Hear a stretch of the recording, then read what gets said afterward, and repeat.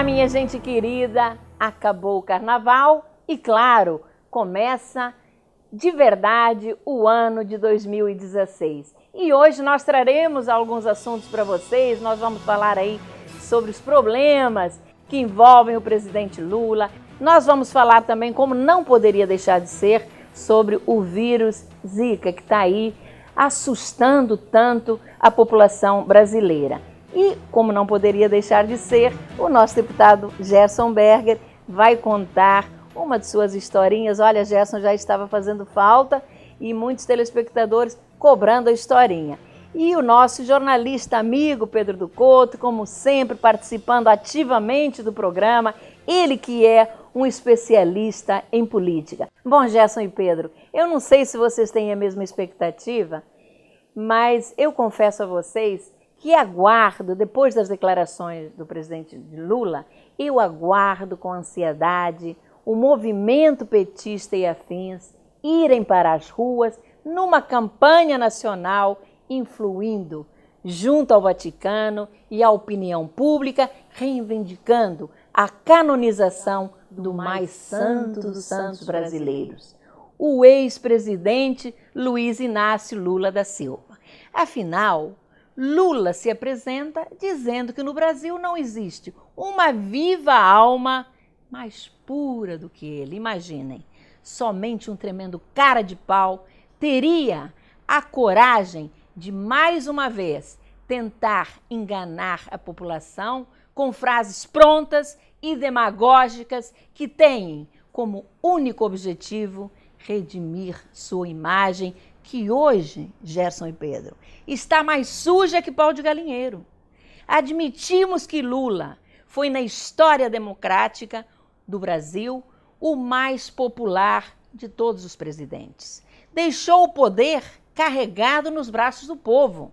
Seu governo chegou, em 2010, a registrar uma aprovação de 83%. Claro que existem muitas razões para essa aprovação. Afinal, a economia brasileira cresceu, o desemprego chegou à metade e a concentração de renda se tornou menos imoral. Acontece que o ex-metalúrgico Lula da Silva parece que quis crescer junto, estendendo o mesmo avanço para a sua família. Seus filhos, do nada, ficaram ricos. Os escândalos e corrupção envolvendo seu governo corriam à solta e Lula, sempre inocente, sempre puro, dizia que não sabia de nada. Como aconteceu com o Mensalão, que teve como chefe o homem mais forte de seu governo, José Dirceu. No entanto, o juiz Sérgio Moro não brinca em serviço e está no pé do Lula.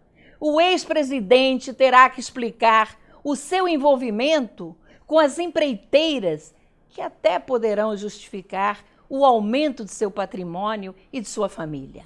Lula terá que depor, agora, depois do carnaval, sobre a confusão que o envolve com a OAS, no caso do triplex no Guarujá, e também as obras realizadas no sítio frequentado por ele e sua família em Atibaia, que teriam sido executadas pela Odebrecht. Entendo que a justiça tem que ir fundo em suas investigações, mostrando a verdade e punir no mais absoluto rigor aquele que se apresenta como o mais puro de todos os cidadãos brasileiros. Eu gostaria de ouvir a sua opinião, se você quiser acrescentar alguma coisa, Pedro. Eu quero acrescentar, sim, Tereza, é o seguinte: em primeiro lugar, o depoimento do Lula na Polícia Federal, em São Paulo, está marcado para o dia 17 de fevereiro, daqui a poucos dias.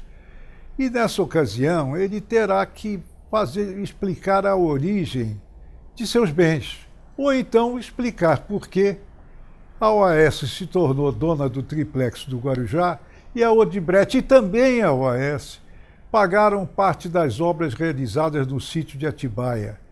Todo mundo sabe que empreiteiro não faz nada de graça, é natural, nem tem cabimento exigir o contrário. São empresários, eles têm uma finalidade que é o do lucro construtivo.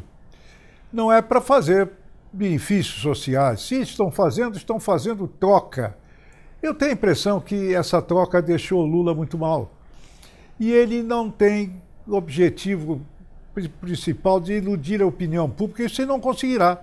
Ele está tentando um esforço para iludir a si próprio, porque na versão que ele apresenta, de que o sítio é de propriedade de amigos e que o triplex da OAS não é dele, não podem convencer ninguém. Até o momento só convencem a ele próprio. Não convence a população brasileira. É um desastre. Pedro, eu acho que o Lula não consegue convencer a ele mesmo. Imaginem a opinião pública, imaginem a Justiça, a Polícia Federal, o juiz Sérgio Moro. Bom, minha gente, mas todos nós sabemos que o nosso país vive momentos difíceis. A população brasileira está sendo atingida de uma forma absurda pela inflação, pelo desemprego, pela desvalorização da moeda, visível principalmente quando você vai ao supermercado. E eu vejo isso porque eu vou semanalmente ao supermercado. E a gente vê os preços disparando todos os dias. E o pior, nenhuma perspectiva de melhora. Nenhuma luz no fundo do túnel.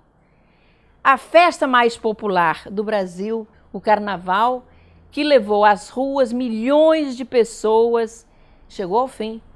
É hora de entrar na realidade e começar, como eu disse há pouco, realmente um novo ano.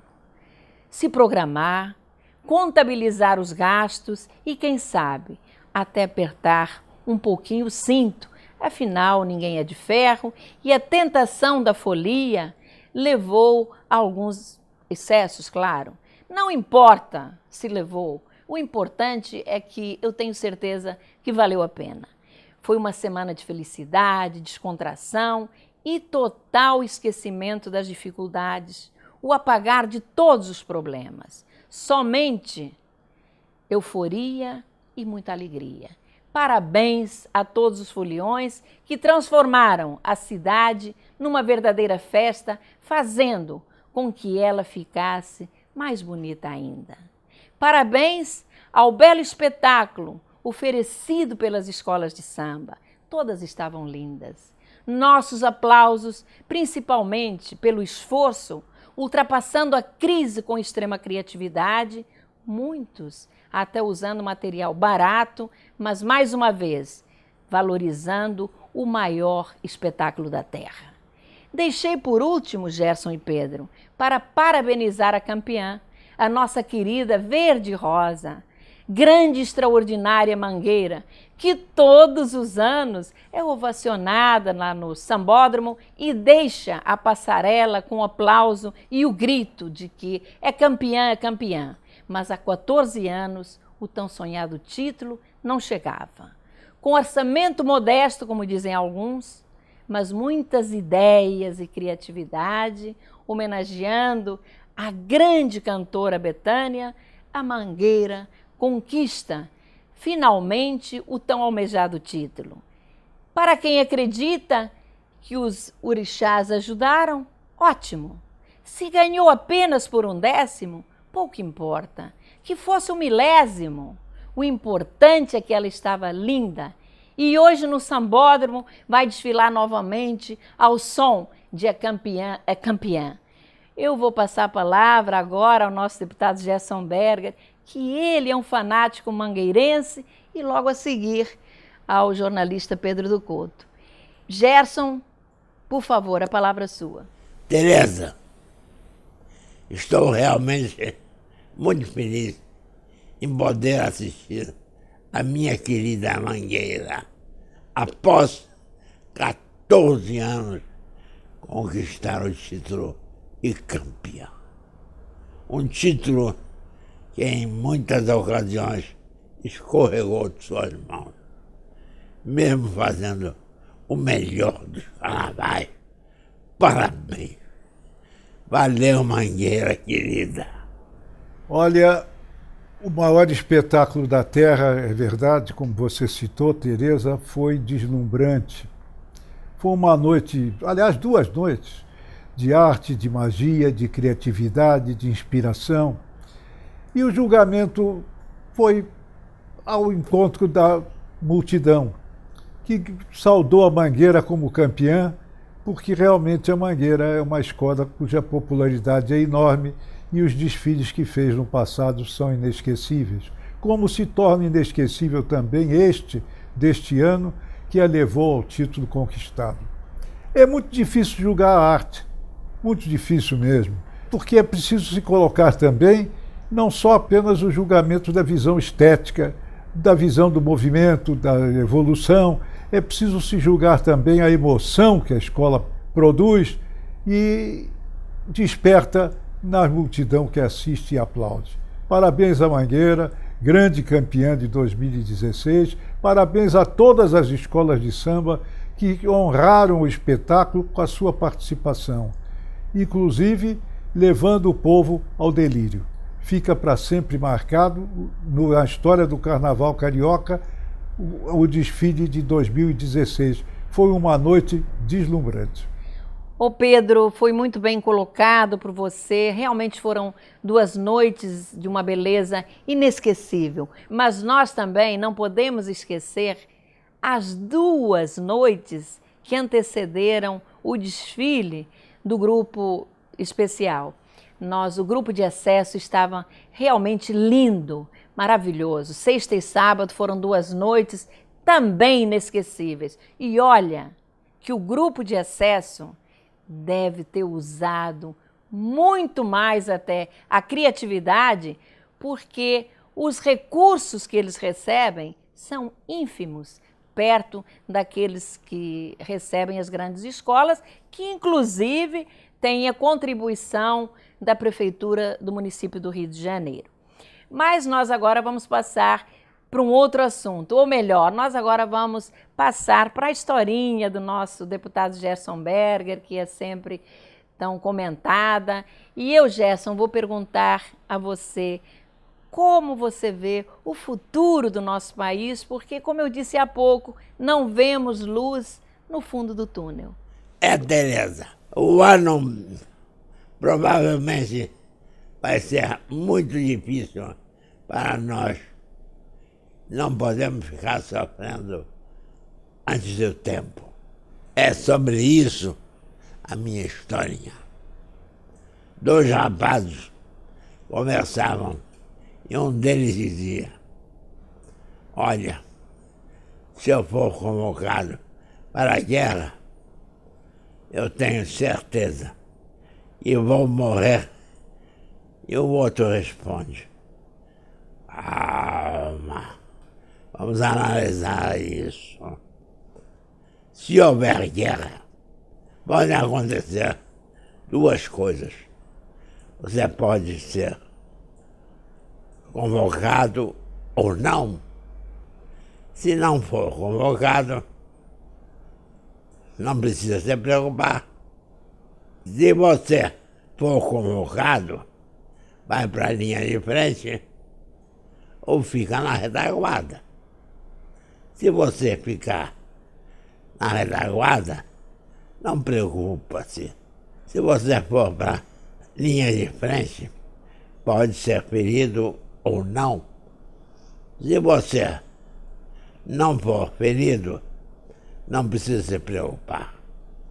Se você for ferido, pode ser um ferimento leve ou grave. Se for leve, você não deve preocupar-se. Se for grave, você pode sobreviver ou acabar morrendo. Mas para que se preocupar se não vai haver guerra? Qual a moral da história? Tem pessoas que ficam o tempo todo se preocupando com o que vai acontecer, com coisas negativas. São sempre infelizes e nunca têm paz. Precisamos aprender a viver com equilíbrio. Só nos preocupamos com os problemas quando eles surgem. Não adianta sofrer por coisas que podem nem acontecer. Tem que se preocupar com solução, resolver. Somente assim teremos paz e tranquilidade. É isso aí, minha gente. Essa é a historinha que eu queria dedicar a você, aos ouvintes. Espero que fiquem satisfeitos. Muito obrigado. Olha, Gerson, a sua historinha, como sempre, é maravilhosa. E realmente a gente não pode sofrer por antecipação. Mas aqui os problemas são tantos que às vezes fica muito difícil. E, claro, como nós dizemos sempre, o carnaval acabou e vamos voltar à realidade. Uma realidade que atormentou, mesmo no carnaval, milhares de mulheres grávidas, especialmente, que vivem a angústia e preocupação de serem vítimas do vírus Zika, transmitido pelo Aedes aegypti e fazendo com que seus bebês corram o risco de nascer com microcefalia. Algumas mulheres com situação econômica privilegiada estão viajando para o exterior e lá pretendem ficar durante todo o período da gravidez. Claro que é um percentual mínimo, pois poucas mulheres têm acesso a esse privilégio. O fato é que toda a população brasileira está vivendo o desespero de ser atingida pelo Zika, que causa coceira, dores horríveis no corpo, muita febre e manchas também.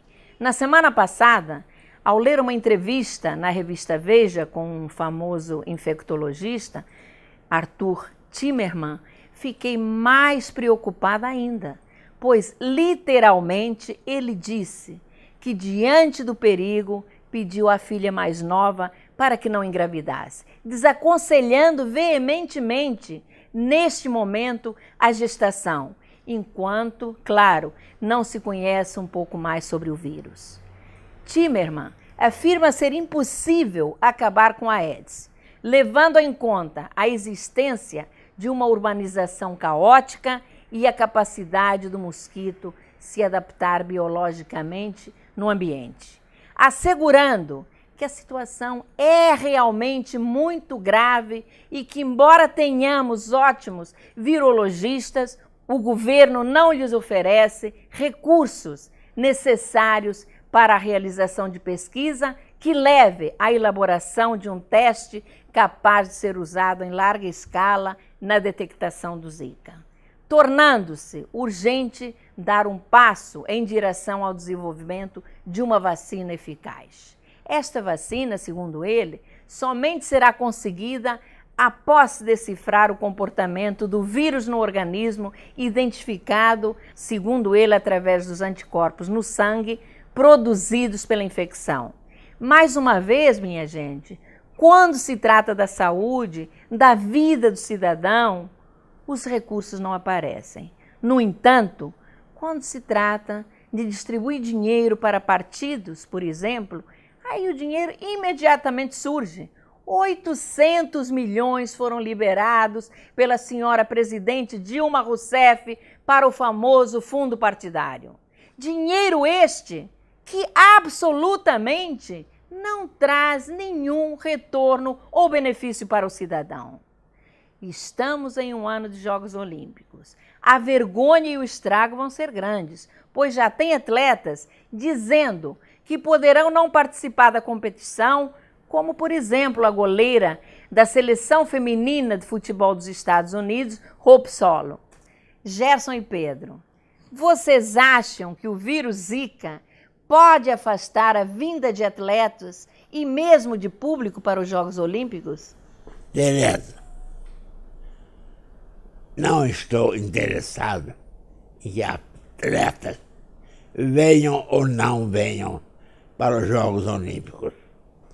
Estou preocupado com a saúde, com a vida dos cidadãos brasileiros, pois, segundo a Organização Mundial de Saúde, o Zika pode atingir 1,5 milhão de pessoas. O governo da presidente Dilma tem obrigação e a responsabilidade de investir com urgência tudo que for necessário à busca da solução para o problema. Pode afastar, sim, Tereza, a vinda de atletas e, naturalmente, a presença do público nas competições, porque o Zika está se transformando numa epidemia. E os atletas e a população não estão confiando nas ações do governo, estão sentindo a fragilidade delas. Por exemplo, há coisa de uma semana detectaram em Brasília, na esplanada dos ministérios, uma quantidade enorme de águas paradas, inclusive em frente ao ministério que mais deveria cuidar do problema, que é o da saúde. Portanto, isto passa à opinião pública o temor de que ela está vulnerável cada vez mais ao inseto e à epidemia e os perigos dela, porque não sente no governo uma resposta pronta à gravidade e à dimensão do problema. O mosquito continua ganhando a guerra, em perspectiva admitida primeiro pelo ministro da Saúde e depois pela própria presidente da República, o que é desestimulante, que é depressivo, o que é desencorajador para uma solução efetiva do problema. O mosquito, afinal, existe no Brasil desde 1922. Ele está fazendo quase um século e ainda sua espécie existe por descasos de ações do governo. Sucessivas. Agora está com mais intensidade, porque ele muda de características e está se adaptando, inclusive, à água suja. E água suja é o que não falta numa cidade como o Rio de Janeiro, que praticamente a metade não é atendida pela rede de esgotos. E 1/3 não é atendida por água potável. De maneira que é um perigo muito grande que pode desestimular a presença de atletas e a participação do povo nas competições. Essa possibilidade é bastante real. Pedro, já está mais do que claro que não vai se acabar com o mosquito. Isso parece que é impossível. Então, se é impossível, como bem disse o nosso deputado Gerson Berger, o governo tem que se mobilizar na direção e custe o que custar. É a vida do ser humano. E achar a solução através da vacina, porque somente a vacina dará a solução ao problema. É assim que eu penso. Bom, minha gente, o nosso tempo acabou. Obrigada, Gerson, pela participação, pela historinha tão interessante. Obrigada, Pedro, pela contribuição sempre tão importante ao programa. E a você, amigo telespectador, o nosso carinho e a certeza de que podemos contar com a sua audiência no próximo sábado, às 11h30 da noite, aqui na CNT. Até lá!